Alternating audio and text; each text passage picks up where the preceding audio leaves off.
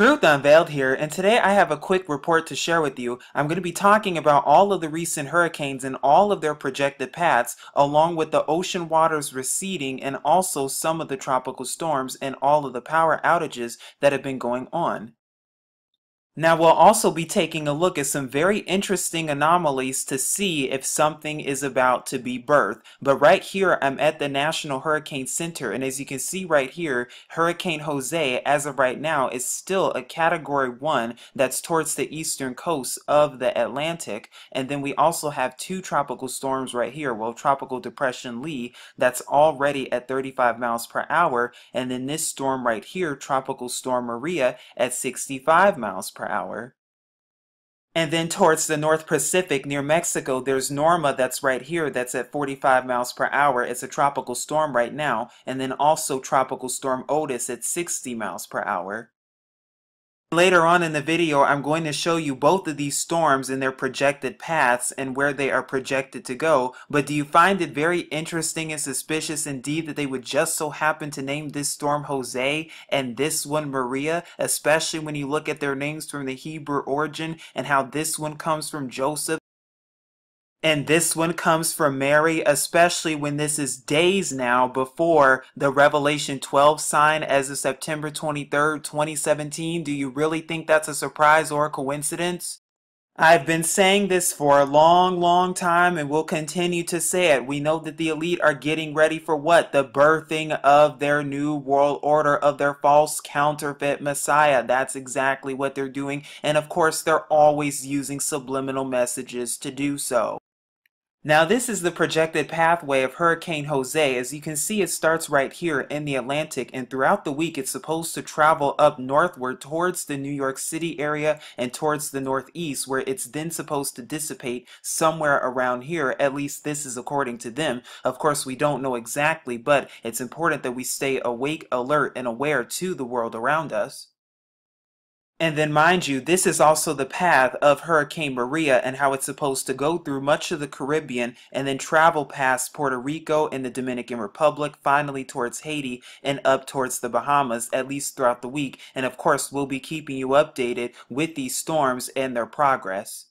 Now I've gone over this before and I'm going to make sure to leave it in the description box, but here is a website called Vent2Sky where you can actually project the different storms according to their temperature, precipitation, clouds, wind speed, wind gusts, air pressure, thunderstorms, waves, snow cover, and freezing level, and you can track by the day too, as you can see right here. Now as you can see, as of tomorrow actually, according to this right here, this would be as of tomorrow evening, but as you can see, the storm is gaining traction at about wind gusts of close to 100 miles per hour, and this is towards the eastern side of the Carolinas right here. And like I said, I'll be sure to leave this in the description box below. Now, as of the 19th, the storm continues to travel up northward, as you can see right here. And again, these are just projected paths. So again, the storm could go one way, the storm could skate another way. And then as of the 20th, the storm continues going up north, where it then starts to dissipate, where the other projected paths said that it would dissipate basically.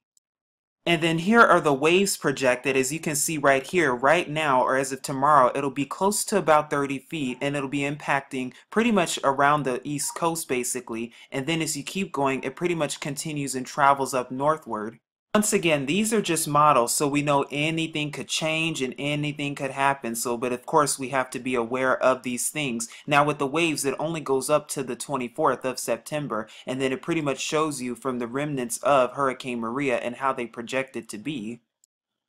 Now currently, as of tomorrow, this is the projected path of Hurricane Maria, as you can see right down here, where it's near the Caribbean islands once again. And then if you keep going, it gets a little stronger and stronger, and as you keep going, the wind speeds even increase more and more, at least according to this model, basically taking almost the same path as Irma did if you really pay close attention to it. And then as of the 22nd, as we see, the storm is inching closer and closer towards the Bahamas, and then by the 23rd, the storm is basically towards the eastern side of Florida, right next to the Bahamas, at least according to this. And then if it keeps going, the storm travels up northward and goes all the way up until the 26th, gaining traction as it goes according to this. Now, like I said, we don't know how big it'll be, but we do know that it's something definitely to look out for. And then for this storm in particular, as you see, based on the 18th, as of tomorrow, the wind speeds and the waves that it creates isn't so significant. But then as time keeps going from the 19th through the 20th, it starts to gain even more traction, as we've noted before, even with Hurricane Irma. But like I said, this is something that we have to definitely watch out for, going all the way up until the 24th. And like I said, I'll be sure to leave this in the description box below so you also can take a look at this. And during the same week, there was also Tropical Storm Talim, which was number 33, ironically enough, no surprise or coincidence there, that also impacted parts of Japan. And so we're here at USA Today that says nearly 7 million without power in Florida as Hurricane Irma pounds the state. And this was as of earlier this week, and the report itself says nearly 7 million people are without power as Hurricane Irma pounds Florida, FPL officials said Sunday during an emergency operations meeting. The 7 million in the dark represents 3.4 million customer accounts. The company, which serves 5 million accounts representing 10 million people in 35 counties, expects about 3.4 million customer accounts representing 6 million people will lose power in Irma's wake. And then this was reported power was restored to more than 600,000 in Georgia since Irma hit. It says Georgia utility companies are making headway restoring power in the wake of Tropical Storm Irma. Crews spent assessing damage as they work to bring back power to hundreds of thousands of Georgians without electricity. The lights were back on for well over 500,000 customers. However, there are still another 830,000 or so that are still waiting for electricity. That's close to 1 million people. And of course, this reminds us of what happened last week when Hurricane Irma struck Puerto Rico, leaving millions without power there. And just as we've gone over before, when it came to Hurricane Harvey, close to 250,000 people were left without power in Texas due to this hurricane alone. Around the exact same time that a power outage also hit the island of Taiwan around last month, which caused millions of people to be left in the dark around the same exact time as the EarthX drill, which is when your FEMA, government, and all of the other alphabet soups came together and conducted an international drill to prepare for long-duration power outages through multi-sector exercises, and ever since that's all we've been seeing throughout the entire world. Do you think this is a surprise or a coincidence? And by the way, this is not normal to see power outages affecting tens of millions of people around the exact same time. There is something very interesting and suspicious indeed that's going on right now, and it's time we see with both our eyes open, just like they've also been preparing for black sky hazards, which are catastrophic events that severely disrupt the normal functioning of our critical infrastructures in multiple regions for long durations. And that's all we've been seeing with things such as Hurricane Harvey, Hurricane Irma, and the list goes on and on. And some of the man-made hazards that they're preparing for are included too, but not limited to an EMP, an IEMI, what they call cyber terrorism, coordinated physical assaults, and then so-called natural hazards such as earthquakes, GMD or geomagnetic disturbances according to them. We know who it really is, and then hurricanes and other severe weather events along with many other things. And of course, when it comes to this storm, just like all the other ones, there's a whole lot your mainstream media is not telling you and purposefully not telling you and leaving out of the mainstream. And you're going to see what I'm talking about, because now I'm here from a local report from Caribbean News that says St. Martin reportedly on verge of, quote, civil war after Irma. Now the report says citizens in some news outlets are reporting that the French territory of St. Martin is on the verge of a civil war as organized gangs armed with machetes raid stores and homes, leaving some residents are in fear of their lives. The island, which suffered widespread destruction caused by the hurricane, remains difficult to reach as the airport and marinas were significantly damaged. Video footage of one resident went viral on Sunday after she hinted that there are more deaths than the media is reporting. She begged for residents to be evacuated from the violence and looting, and it's a video of a woman who's speaking in French. I'll be sure to link it in the description box below. But this is just a translation of what she says in English. And mind you, this is not just St. Martin. This is happening in places such as Texas when it comes to Hurricane Harvey, and also places such as Florida and Georgia too with Irma. And of course, the mainstream media is being silent on some things. Why is that the case? But it says here, "Hi everyone. I've lived in St. Martin for more than 20 years. No one fully realizes what's going on now. It's the apocalypse here. The French government is doing nothing. They're just going on TV saying that they are doing this or that, but nothing is being done. The police are not well trained. They haven't lifted a finger to help us out of this mess. Stop showing us footage of destruction here. We know that already. Come help us. We want to get out of St. Martin. We cannot stay here. People are being killed. We pay our taxes and follow all the rules. Come get us. We cannot stay here. You have to evacuate the people that are here. We are part of France, so get off your butts. Stop talking rubbish on television. There are not 10 deaths, there are thousands of deaths, so get off your butts and come help us."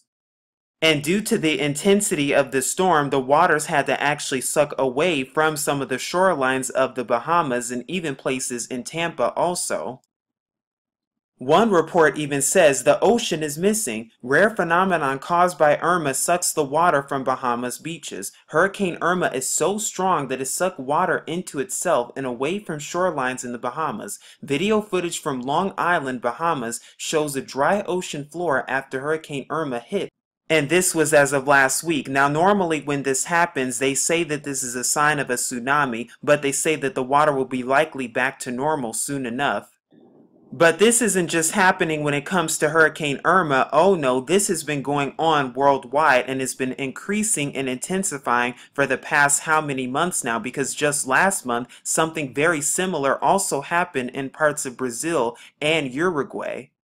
To the point where there's hardly any water shown, as you can see right here in a picture that was taken in Uruguay. Little to no water at all, and like I said, this is going on worldwide as we see. This was taken in Paraguay, and like I said, this was from last month, so we see all of the waters that are receding due to the hurricanes and earthquake activity that's been going on worldwide. Now, a better question is, when the waters receded, have they even returned from Hurricane Irma? And will they do the same thing when it comes to Hurricane Jose? And of course, when it comes to Hurricane Maria, if it turns into a hurricane? These are some things that we definitely need to look out for, not just here in America, but of course the rest of the world. And speaking of birthing, because we know the elite and the Illuminati are preparing for the capping of their new world order and are testing everything ahead of time like they've been doing, that's why you're seeing an uptick in power outages, hurricanes, which are man-made by the way, earthquakes, which also are man-made. Just go to HAARP and CERN and they'll tell you all about it, and you should be very concerned indeed, especially when I tell you too that if you look at CERN's current schedule, as we went over in a video a few days ago, they turned back on their LHC, or their machine, as of September 23rd, 2017, and it will be on all the way until October 22nd, 2017. What perfect timing indeed. Now, this also is a cover. Now, this comes from the Economist cover, the picture that you're currently looking at. It's a snapshot of it, and I've gone over this before in great detail, actually, but the reason I'm showing you this is because, once again, what do the elite and the Illuminati like to do? Subliminal predictive programming,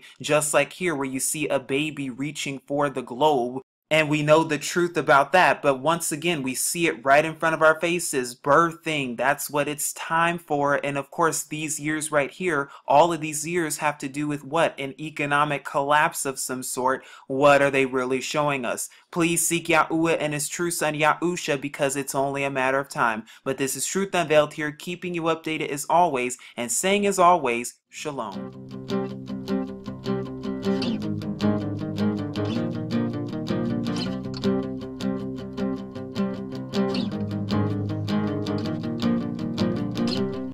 Alright guys, it is 7:22 p.m. September 17th, 2017.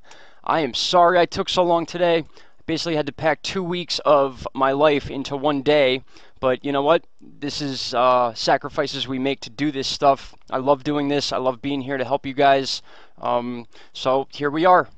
We are tracking Jose, we are tracking Maria, and Lee, as of right now, is a tropical depression. So that is some good news to start with.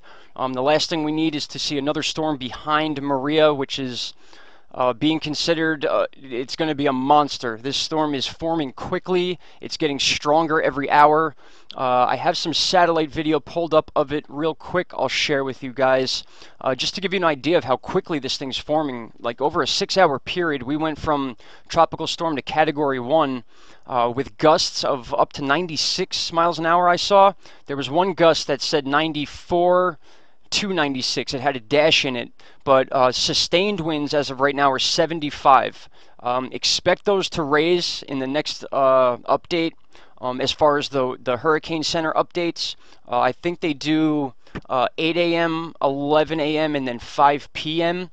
So that gap between 11 and 5, you should expect a lot of changes, but they keep talking about how quickly this thing's widening and how big it's getting. It's basically covering the entire spot from like St. Thomas all the way down to the Lesser Antilles. So this is a very big storm. You can see this area here just exploding, and basically from now on until this storm dies out, you're going to see at least that big red dot here. And that's, we've talked about this. This is that center cone pushing that wind way up into the air, and those clouds are exploding on top of it. And when that happens, that's when the clouds on the outside start to form and spin. And within the next 12 hours, we're going to see very, very significant bands from this storm. And that's why we have watches and all these warnings going on with the islands. Once again, those poor people have yet another major hurricane to deal with. They don't know exactly where it's going to go yet. The models are consistent as far as a path similar to Irma, similar to what they thought Irma was going to do. Remember, when Irma got about to this area, we had a very big break in the jet stream. I was telling you guys how the jet stream keeps a pretty decent shape of an upper U, and then it drops down to a lower, and it's kind of like that sort of pattern all the way across, at least for the U.S. and the Atlantic Ocean. But just as Irma was getting here and was expected to try to hug the east coast of Florida, we had this break in the jet stream, and it formed this wall. If you can see my mouse here, I'm working on an icon thing for a mouse, guys, just so you know. I'm really sorry about that. For the people using cell phones and the tablets, some of the smaller tablets, I'm working on it. So again, these models are very consistent, they're tight, and they got this thing coming up the East Coast as of right now. The European model, as of today, has this thing making landfall at the same time, New Jersey, New York City, and Long Island, all at the same time as of today. Now, if you guys remember, we showed the model, which I'm going to bring up in a minute. It showed Jose and Maria doing that little dance, and that's still not out of the question because all the models are agreeing on Jose making that loop now. If you can see here, it's pretty dramatic. A lot of the models are staying the same. We do have some showing it catching the jet stream and pulled out. That was the original forecast for Jose. But again, guys, things change. We do have these stubborn European models that are still showing this tight loop just under Long Island and the east side of Connecticut, Massachusetts. So what we want to see here and what we hope to happen is for Jose to stay on a north pattern, no more shifting to the west. We don't want to see that. We don't know yet. The satellite, at least in my opinion, in the last couple frames has shown a little jerk towards the east coast, and that's why these models aren't totally agreeing, and I'm assuming that's why the European models have this loop being happening here rather than these models like this. And again, the European models are the ones that basically correctly predicted Irma. So a lot of people are watching those models and they're trusting them. So again, guys, this is why they're keeping these areas under that watch. Basically from the Chesapeake Bay all the way up into Massachusetts are under tropical storm warnings. That's mostly for the beach erosion that's going to be going on, the surf, the waves and stuff. A lot of these beaches, guys, if you've visited them before, I'm a frequent visitor of Montauk, especially. The Montauk beaches are very, very flat. You don't have that pitch where you walk down to the ocean. They're very flat, and then about 4 or 5 feet up, you start having your docks and then the road. There's actually an area near Montauk called Ditch Plains that's actually a big ditch in the island. So it's basically below sea level parts of it, and there's a channel that goes right into it. So if there's significant water flow we're talking flooding. And that's the main concern, guys. It's not so much the wind, even though as Jose gets into this area of cool water, the clouds expand. So that expands the wind radius of this storm. Again, we're hoping it drops down to a tropical storm and possibly even lower. So again, the main concern for these areas is going to be the coastlines, the beaches, and then those reservoirs that go from the beaches inland. Those are the things people are going to be concerned about. I'm going to be reporting on some of those in specific areas as Jose gets closer. But again, we have our European models doing this, bringing it right into New Jersey, hopefully being a very weak storm at that point. But the thing with this turn, guys, is what we showed yesterday with Maria and Jose doing that little dance thing. And that's not out of the question yet because the models are all agreeing on this loop of Jose. So once again, here are those type models of Maria. Some of them have it doing a little zigzag. If you guys remember, we had that corkscrew deal going on, and we were worried about that because it would just keep it in the warm water longer. But apparently that's not really making a difference because of the speed that this storm is growing. Just look at this one explosion. This happens over an hour and a half, maybe 2 hours. That's massive right there. We're at Category 1. I told you the winds or the pressure dropped from 994 to 982. That's a quick drop in that amount of time. So that's why they're keeping such a close eye on this storm. Over here with Jose, we do still have our dense eye here. It did look like it split up into two pieces, which would have been a good thing because that kind of meant that the shear winds were doing their job and breaking it apart.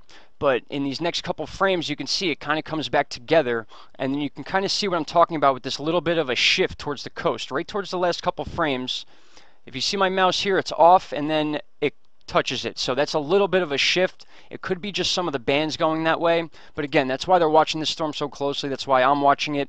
I'm in New York, so of course I'm watching this storm very closely. All right, and here are the models for tropical tidbits. Now, this is where it gets pretty interesting. GFS and the Europeans are not agreeing so much on this turn. Here is GFS. That's Jose. And if you can see, Jose almost clips Massachusetts. So we are talking, there's no doubt there's going to be effects as far as the beaches go here.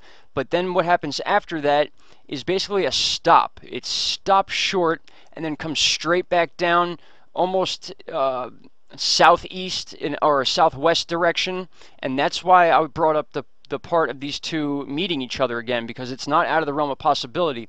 In this model, actually, it's showing Jose getting pulled into Maria as one storm, not making it a stronger storm, but just Jose being weak enough to be influenced by this storm. And then we got to watch Maria. Maria is going to be a big deal coming up because of these models. These models are all agreeing that this thing's coming right up the East Coast, but we want this jet stream to push it out, and that's what we're hoping for. The GFS is relying on that. You can see the loop here.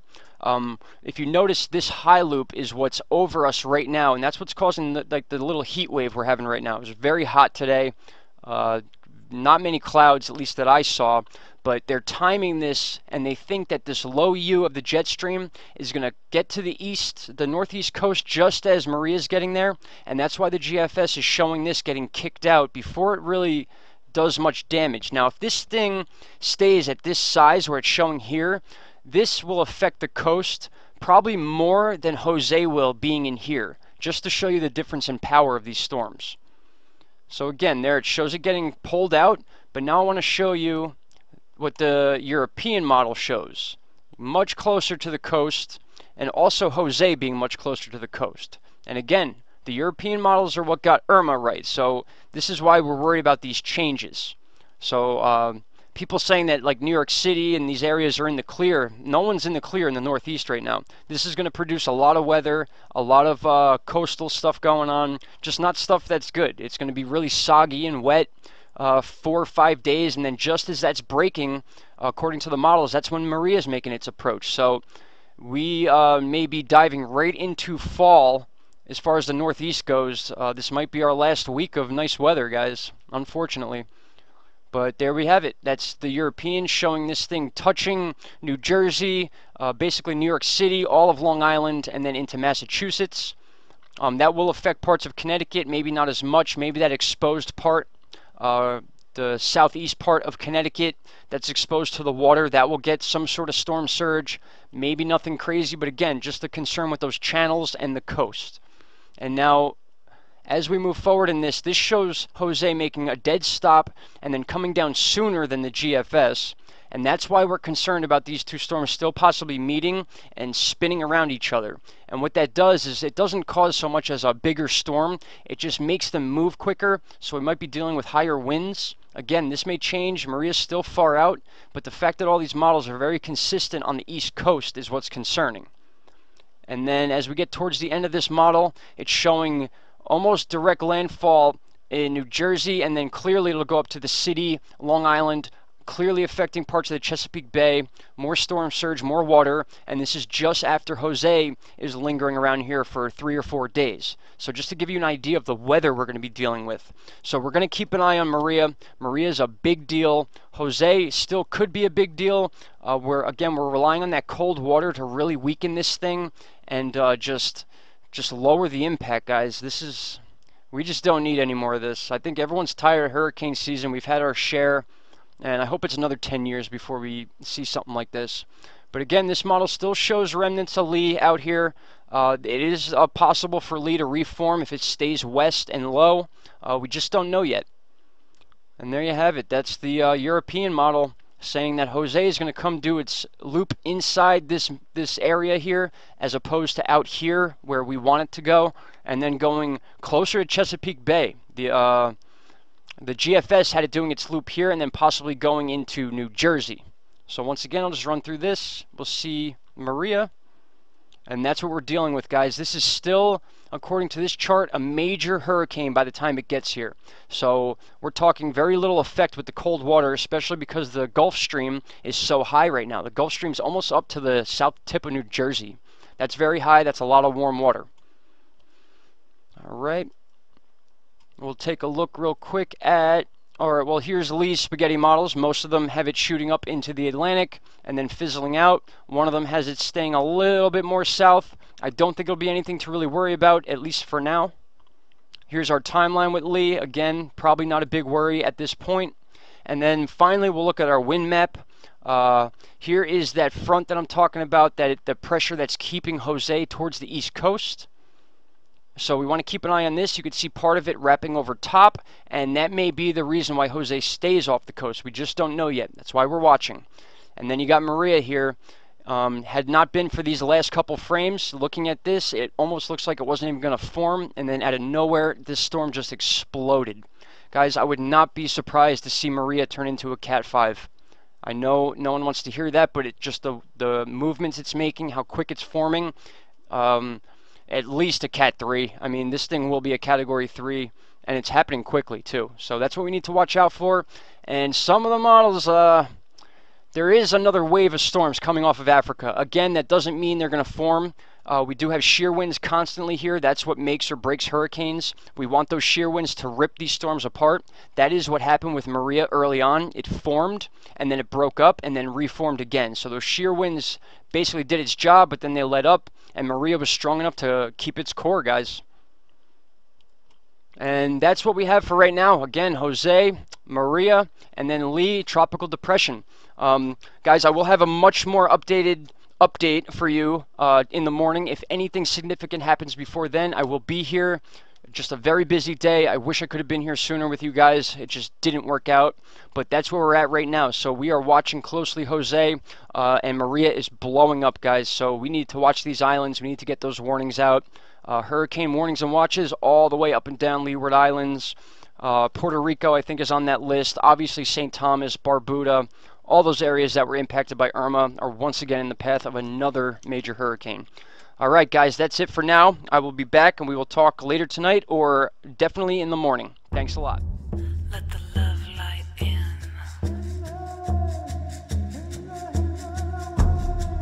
Let the love light in.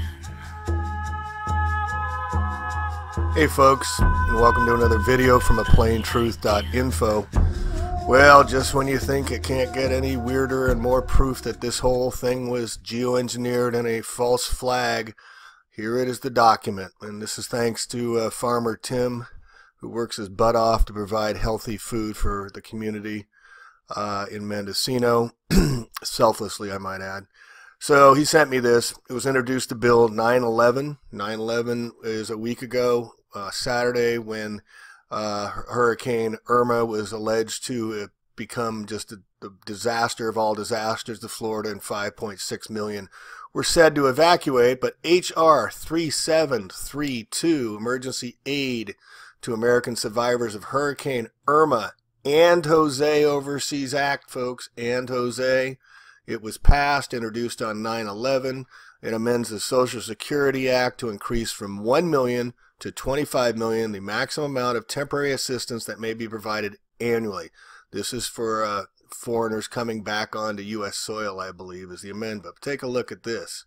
Look when this was drawn out. All right, this is going to blow your skirts over your head, folks. So at the first session began and held City of Washington, on Tuesday, the 3rd day of January 2017.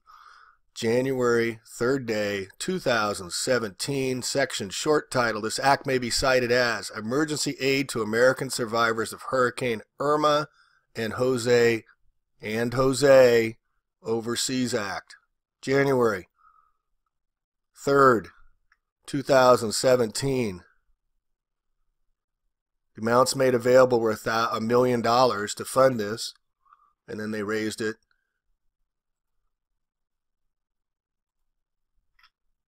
to $25 million. There's your smoking gun. All right, I want to make an announcement too. I'm getting on a plane tomorrow. I'm tired of not being able to do anything there. I'm going to go check out for myself. I'm going to report there. I'm flying to Houston.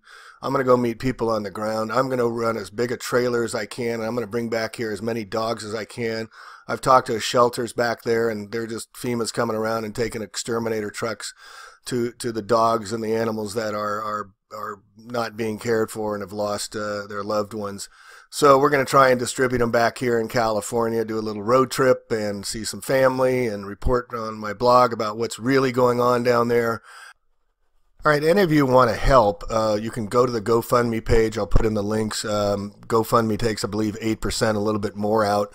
You can contact me directly at jwlpeace@gmail.com, and I promise you I will video me handing out your money to people. We're also setting up distribution centers in Houston. I'm talking to a couple schools there, Waldorf, and there's some churches as well, and some people that I want to contact that have been emailing me, and set up distribution clothes that we can send clothes to and other items. We'll get a needs list. I'll post it on the blog as well. So if you want to contribute, I'm going to hand them out personally. I'm going to do it myself, folks. I'll put it on video. Go to the GoFundMe page, or you can trust me and send me some money, and I'll make sure I put that out for you guys and goes directly to these people. You can contact me also at hhelpandassistance@gmail. Hurricane Harvey Help and Assistance. Let's not forget these people, folks. Please, everybody else is, but please, let's not forget these people and their animals. And please watch my next piece on the disaster that is the Red Cross. And what they're not doing for people and how they're stealing money as well. So anyway, I hope this should wake you up. False flag. And they're coming with Jose next, folks. That's another big message here. Jose's coming. The Jose Overseas Act. How did they know? They engineered it. They planned it.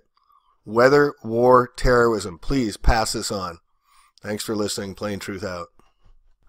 All right, and just one more thing before we close up here. Here is a map. This is from earth.nullschool.net. It's a very cool map. It's azimuthal AE flat earth map, and it's real time, and it's really cool. Those of you that are in the flat earth community argue about the maps. Wendell. It's more important to get a basic understanding of what a flat earth looks like, and here we can see it. And we'll zoom in a little bit. Very cool map. I hope you guys check this out as well. And we're going to go over here to Northern Cal, or to the East Coast, because I want to make clear that this act includes Jose.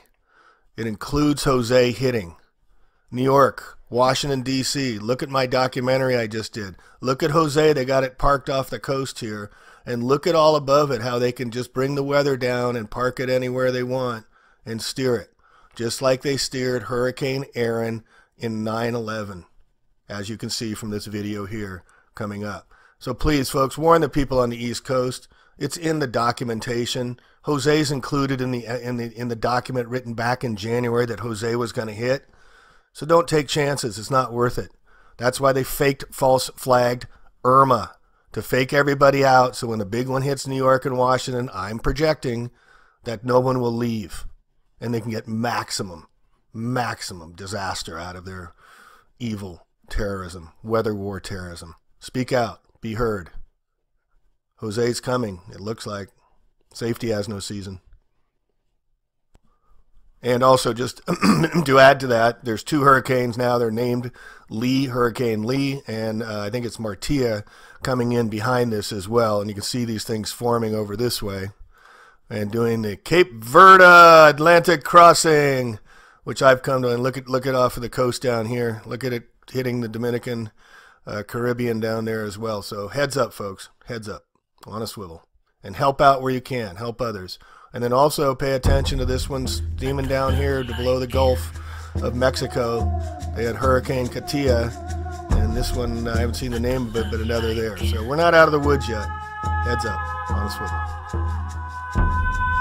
Let the love light in.